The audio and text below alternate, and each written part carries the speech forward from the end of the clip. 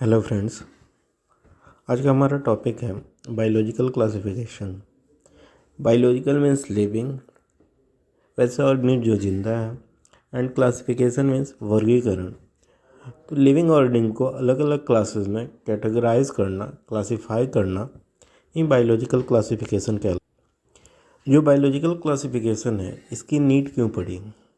हम जानते हैं हमारा जो प्लेनेट है अर्थ, ये वेराइटीज़ ऑफ ऑर्गेनिज्म का घर है, मिलियंस ऑफ ऑर्गेनिज्म का घर है।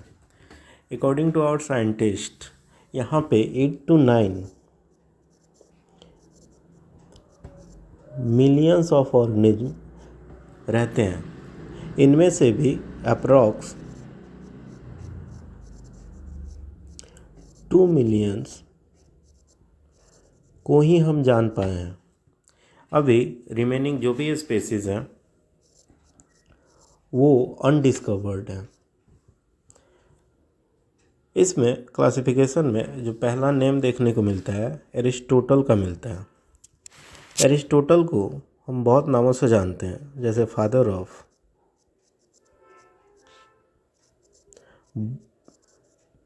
बायोलॉजी, इनको father of zoology and father of embryology, इन सब नामों से जानते हैं। इनिशियली एरिस्टोटल ने बायोलॉजी के फील्ड में बहुत सारा वर्क किया। क्लासिफिकेशन के फील्ड में इन्होंने प्लांट्स को 3 कैटेगरी में कैटेगराइज किया: tree, shrubs and herbs. Tree वैसे पौधे होते हैं जो बहुत बिग इन साइज होते हैं और वुडी स्ट्रक्चर होता है, स्ट्रॉन्ग होते हैं, लाइक गुआवा हो गया, मैंगो हो गया। सर्ब जो होते हैं ये छोटे पौधे होते हैं लेकिन वुडी स्ट्रक्चर होता है, स्ट्रॉन्ग होते हैं। जो हर्ब्स होते हैं ये भी छोटे पौधे होते हैं लेकिन इनमें वुडी स्ट्रक्चर नहीं होता, लाइक मिंट हो गया, मिंट जो मेडिसिन। फिर उन्होंने क्या किया, एनिमल्स को 2 कैटेगरी में कैटेगराइज किया: red blooded animal and not red blooded animal. इन्होंने एनिमल को 2 क्लासेस में रख दिया, जिसमें रेड ब्लड पाए जाते हैं और जिसमें रेड ब्लड नहीं पाए जाते हैं। नेक्स्ट नेम आता है कॉर्डस लिनियस। वैसे तो बहुत सारे साइंटिस्ट हैं जो क्लासिफिकेशन के फील्ड में वर्क किए हैं, उसमें एक नाम थियोफ्रेस्टस का भी आता है, लेकिन कॉर्डस लिनियस ने बहुत वर्क किया और इनका जो वर्क ज़्यादातर देखने को मिलता है वो टैक्सोनॉमी के फील्ड में मिलता है। टैक्सोनॉमी भी एक ब्रांच है जिसमें डिफरेंट टाइप्स के ऑर्गेनिज्म को उनके कैरेक्टर के बेसिस पे नेम दिया जाता है, नेमिंग की जाती है। इन्होंने जो जितने भी ऑर्गेनिज्म हैं उनको प्लांटी और एनिमेलिया 2 क्लास में क्लासिफाई किया। जितने भी प्लांट्स हैं उसको प्लांट्स में रख दिया और जितने भी एनिमल्स हैं उनको एनिमल्स के ग्रुप में रख दिया। कॉर्डस लिनियस को लेके इन्होंने बहुत सारे ऐसे बुक लिखे, बहुत इम्पोर्टेंट। इसका जो फर्स्ट बुक था वो हॉर्टस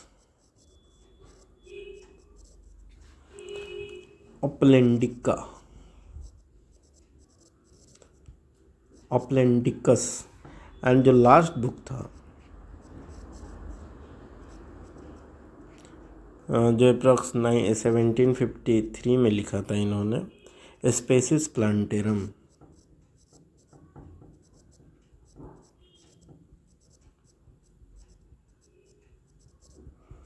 में इन्होंने ये बुक लिखा था।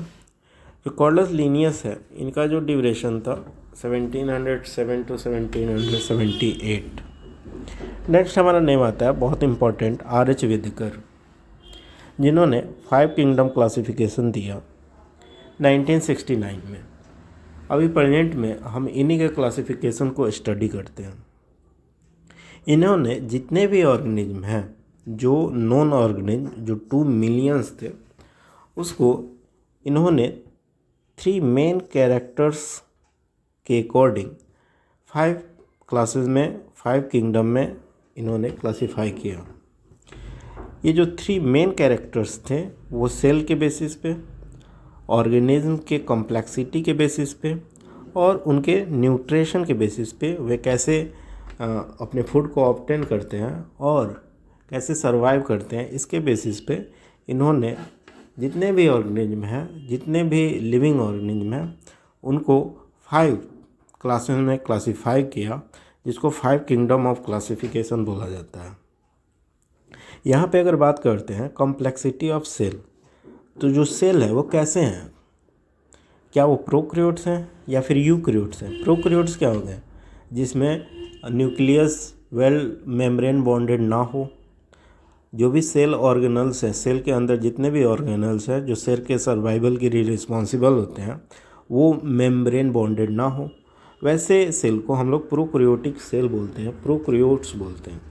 यूकैरियोटिक सेल होते हैं वैसे सेल जिसके अंदर वेल डिफाइंड न्यूक्लियस हो, जितने भी cell organelles well membrane bounded हो, उनको हम यूकैरियोटिक सेल बोलते हैं। तो पहला तो इन्होंने ये उठाया। सेकेंड में कॉम्प्लेक्सिटी, जो ऑर्गेनिज्म है क्या वो एक सेल से बने हैं या फिर मल्टीपल्स ऑफ सेल से बने, लाइक अस, ह्यूमन बीइंग हो गया, प्लांट्स हो गया, ये मल्टीपल्स ऑफ सेल से बने हैं। यूनिसेलुलर, लाइक अगर देखते हैं अमीबा, ये क्या होता है यूनिसेलुलर ऑर्गेनिज्म, तो इसके बेसिस पे इन्होंने ये कैरेक्टर उठाया। न्यूट्रिशन, ऑटोट्रॉपिक या फिर हेटरोट्रॉपिक, क्या वो खाना खुद बनाते हैं या फिर खाने के लिए दूसरे ऑर्गेनिज्म पे डिपेंडेंट हैं, प्लांट्स पे डिपेंडेंट हैं, लोअर एनिमल्स पे डिपेंडेंट है। तो ये इनका 3 मेन कैरेक्टर्स था।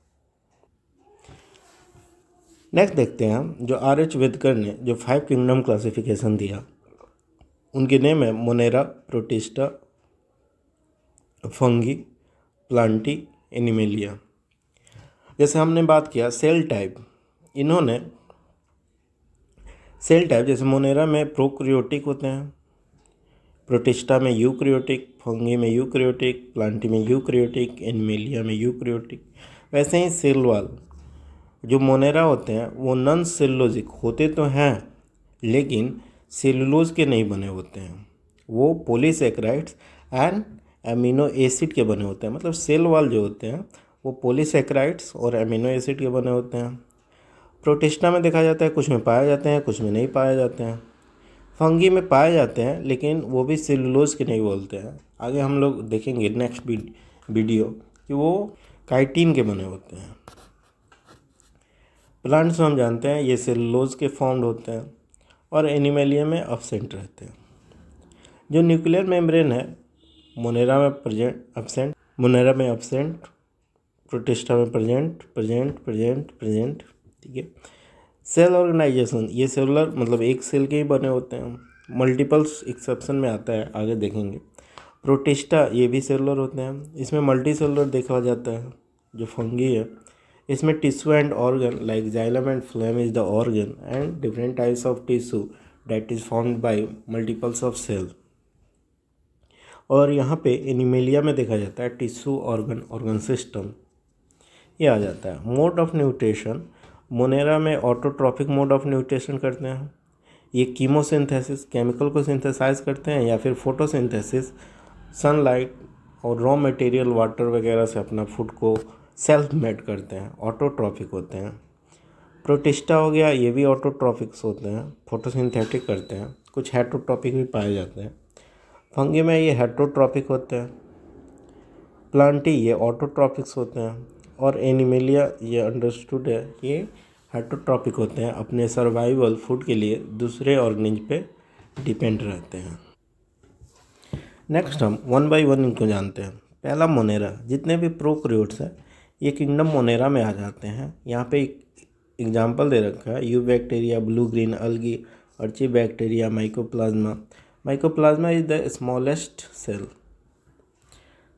Protista, all the unicellular eukaryotes, जितने भी सिंगल सेल्ड स्ट्रक्चर जो यूकैरियोट्स हैं वो प्रोटिस्टा में आते हैं, like diatoms, dinoflagellates, slime moulds, euglenoids, protozoans, ये सब प्रोटिस्टा में आ जाते हैं।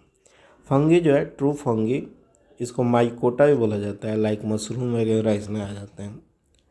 प्लांटी में ऑल मल्टीसेलुलर प्लांट्स, जितने भी प्लांट्स हैं मल्टीसेलुलर वो सब प्लांटी में आ जाते हैं, जैसे अलगी हो गया, ब्रायोफाइटा, टेरिडोफाइटा, जिम्नोस्पर्म, एंजियोस्पर्म, ये सब प्लांटी में आ जाते हैं। एनिमेलिया में ऑल मल्टीसेलुलर एनिमल्स, जितने भी एनिमल्स हैं वो एनिमेलिया में आ जाते हैं मल्टी सेलुलर। नेक्स्ट हम स्टार्ट करते हैं। पहला जो हमारा किंगडम है, किंगडम मोनेरा। इसमें जो फर्स्ट पॉइंट है, क्रिस्टेंसन एंड डोगर्टी, ये जो टर्म प्रोक्रियोट एंड यूक्रियोट जो टर्म है इन्होंने ही दिया था, क्रिस्टेंसन एंड डोगर्टी में।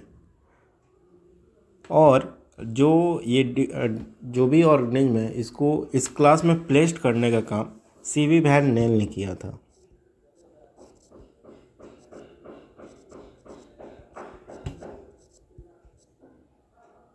ठीक है, ये क्या किया, ये जितने भी ऑर्गेनिज्म हैं इसको प्रोक्रियोट्स एंड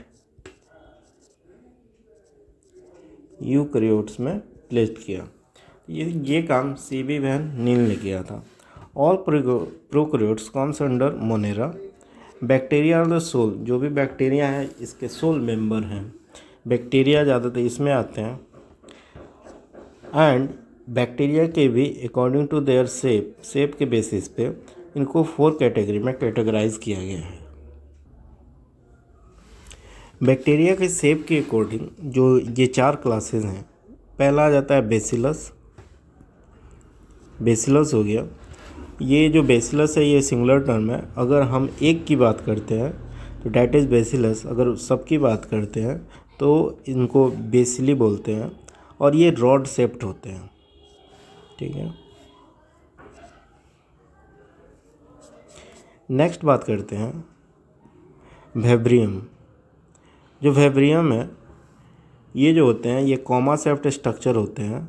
और सेम ऐसे ही अगर विब्रियो बोलें तो ये प्लूरल टर्म है, बहुत सारे विब्रियो के लिए ये टर्म यूज़ किया जाता है। नेक्स्ट आ जाता है कोकस। ये स्पेरिकल शेप्ड होते हैं और इनको प्लूरल टर्म में कुकी बोलते हैं। नेक्स्ट आ जाता है स्पिरुलम। स्पिरुलम जो होते हैं स्पाइरल होते हैं, इनको स्ट्रक्चर ऐसा होता है और ये स्पाइरल शेप्ड होते हैं। और स्पिरुला ये प्लूरल टर्म हो गया। तो इनके शेप के अकॉर्डिंग इनको 4 क्लासेस में बांटा गया है। नेक्स्ट बात करते हैं मेन कैरेक्टर्स ऑफ प्रोक्रियोट्स। जितने भी प्रोक्रियोट्स हैं उनको हम मोनेरा में रखते हैं तो उनके मेन कैरेक्टर्स क्या हैं, उनके सेल वॉल कैसे बने होते हैं, सेल मेम्ब्रेन कैसे बने होते हैं, इनकी बात करते हैं। जो मोनेरा के जो सेल वॉल हैं ये देखा जाता है पेप्टिडोग्लाइकेन के बने होते हैं, या फिर इसको मुरीन भी बोल देते हैं। पेप्टिडोग्लाइकेन जो है ये म्यूकोपेप्टाइड है। जो पेप्टिडोग्लाइकेन है ये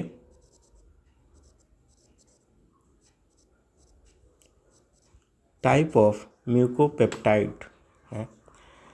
जो पेप्टिडोग्लाइकेन है इनके भी 2 पार्ट्स होते हैं।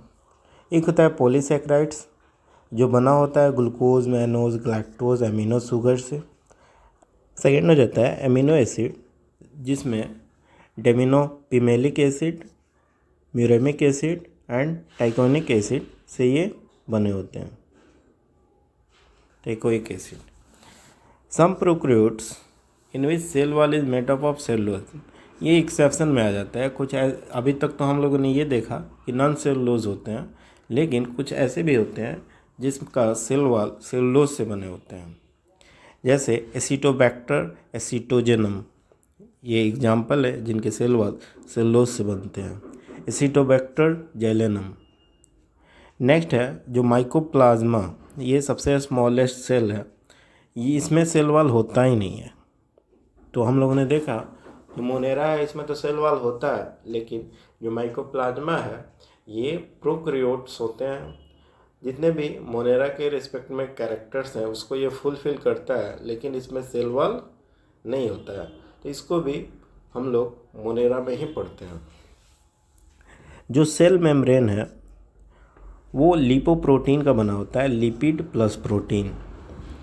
इसके बारे में हम लोग डिटेल स्टडी करेंगे सेल बायोलॉजी में। जो साइटोप्लाज्म होता है सेल के अंदर जितने भी फ्लूइड एंड जो सेल ऑर्गेनल्स होते हैं वो साइटोप्लाज्म में आ जाते हैं। इसमें देखते हैं, क्योंकि ये प्रोकैरियोट्स हैं तो ये लैक ऑफ मेम्ब्रेन्स होते हैं। जितने भी सेल ऑर्गेनल्स, जो न्यूक्लियस है ये एब्सेंट होता है, या फिर बोल सकते हैं न्यूक्लियर मेम्ब्रेन नहीं होता है। और इसको क्योंकि न्यूक्लियर मेम्ब्रेन नहीं होता है, न्यूक्लियर को कवर्ड अप नहीं किए होता है, तो इसको न्यूक्लियोइड बोलते हैं। और इसमें न्यूक्लियोलस भी नहीं होता है। ठीक है, अगर हम न्यूक्लियस का डायग्राम देखें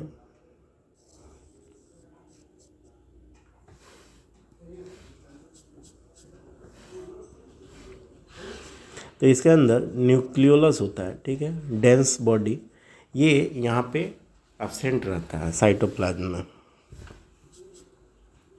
नेक्स्ट बात करते हैं, राइबोसोम जो होता है वो 70s टाइप के होते हैं। फॉल्स क्रोमोसोम पाया जाता है, और यहाँ पे भी लैक ऑफ ट्रू क्रोमोसोम। यहाँ पे क्रोमोसोम क्या होता है, एब्सेंट होता है। यहाँ पे भी क्रोमोसोम के जो आउटर बाउंड्री देखा जाता है वेल डेवलप्ड नहीं होता है। नेक्स्ट बात करते हैं, यहाँ पे कुछ एग्जांपल दे रखे हैं प्रोकैरियोट्स को।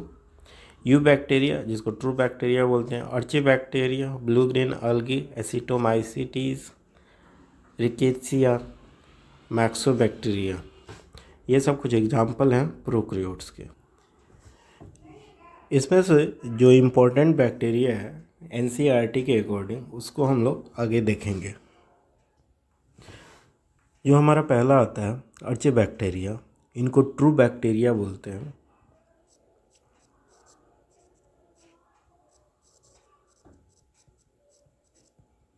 क्योंकि ये बहुत हार्श हैबिटेट पे ये सरवाइव करते हैं। यहाँ पे लिख रखा है live in the most harsh habitats, extreme salty area जिसको हेलोफिल्स बोलते हैं, हॉट स्प्रिंग जिसको हम थर्मोएसिडोफिल्स बोलते हैं, मार्सी एरिया, मेथनोजेंस, इनके हैबिटेट्स के अकॉर्डिंग नेम दिया गया है। अर्ची बैक्टीरिया जो है मेथनोजेंस जो होते हैं, जो मार्सी एरिया में रहते हैं, ये gut of several ruminant animals जैसे काऊ हो गए, बुफेलो हो गए, इनके गट में रहते हैं, और ये रिस्पॉन्सिबल होते हैं मेथेन के लिए। जैसे काऊ और बुफेलो जो रूमिनेंट एनिमल होते हैं, इनके डंग में, ठीक है ना, देखने को मिलता है बायोगैस जो मेथेन होता है, ये इसी के कारण मिलता है, मेथेनोजेंस के कारण ही मिलता है। नेक्स्ट जो हमारा है यू बैक्टीरिया। यू बैक्टीरिया है, यहाँ पे दे रखा है जो लीवेनहुक 1675 में फर्स्ट जो लिविंग ऑर्गेनिज्म को ये यू बैक्टीरिया को ही देखा था। ये इनका जो कॉम्प्लेक्स स्ट्रक्चर होता है, इनका जो एनवेलप होता है, ये कॉम्प्लेक्स होता है, जो जिसमें जो आउटर मोस्ट होता है ये ग्लाइकोकैलिक्स जो होता है, ये कैप्सूल या फिर स्लिम लेयर में प्रेजेंट होंगे। Cell wall, cell membrane means 3 layer present होता है, ठीक है ना, इसीलिए इसको कॉम्प्लेक्स बोलते हैं। जो कैप्सूल होता है, कैप्सूल ये प्रोटेक्ट्स करता है बैक्टीरिया को फ्रॉम WBC। अगर किसी भी ऑर्गेनिज्म के अंदर ये जाना चाहे तो हम जानते हैं जो भी बैक्टीरिया होता है वो पहले ही डिस्ट्रॉय हो जाते हैं, तो WBC से इसको बचाता है।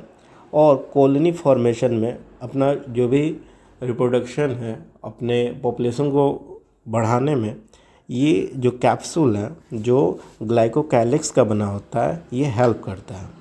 सेल वॉल जो है ये पेप्टिडोग्लाइकेन का बना होता है, हम लोग पीछे देखें। जो साइनोबैक्टीरिया है, जिसको हम लोग ब्लू ग्रीन अलगी बोलते हैं, ये फोटोसिंथेटिक होते हैं। जैसे प्लांट्स अपना खाना खुद बनाते हैं, वैसे ही जो ब्लू ग्रीन अलगी है ये भी अपना खाना खुद बनाते हैं due to pigments chlorophyll A जो प्लांट्स में पाया जाता है। Nostoc and Anabaena can fix, ये जो नाइट्रोजन होता है, हम लोग देखते हैं कि जो नाइट्रोजन 78% हमारे इन्वायरमेंट में है, तो ये जो यू बैक्टीरिया का जो मेंबर है लाइक नॉस्टॉक एनाबिना, ये जो नाइट्रोजन है इसको सॉइल में फिक्स करते हैं in the form of heterocyst है। यहाँ पे आपको नॉस्टॉक का डायग्राम दे रखा है। हेट्रोसिस्ट इनके बॉडी में होता है, इसी में ये क्या करते हैं, एटमॉस्फेरिक नाइट्रोजन को अपने बॉडी में ये नाइट्रोजन को फिक्स करते हैं। और जब ये इनकी जब डेथ होती है तो ये जो नाइट्रोजन है ये सॉइल में मिक्सअप हो जाता है। इनका यहाँ पे दे रखा है bacteria reproduce mainly by fission, ठीक है ना। इनमें डिवीज़न होता है, फिजन 1 से 2, 2 से 4 ऐसा फिजन होता है और ये अपना पॉपुलेशन को इंक्रीज़ करते हैं। माइकोप्लाज्मा जो होता है, जैसे हम लोग देखें सबसे स्मॉलेस्ट, ये भी यू बैक्टीरिया में आता है। इसमें सेल वॉल नहीं होता और स्मॉलेस्ट लिविंग सेल होता है एंड ये विदाउट ऑक्सीजन भी लिव कर सकता है।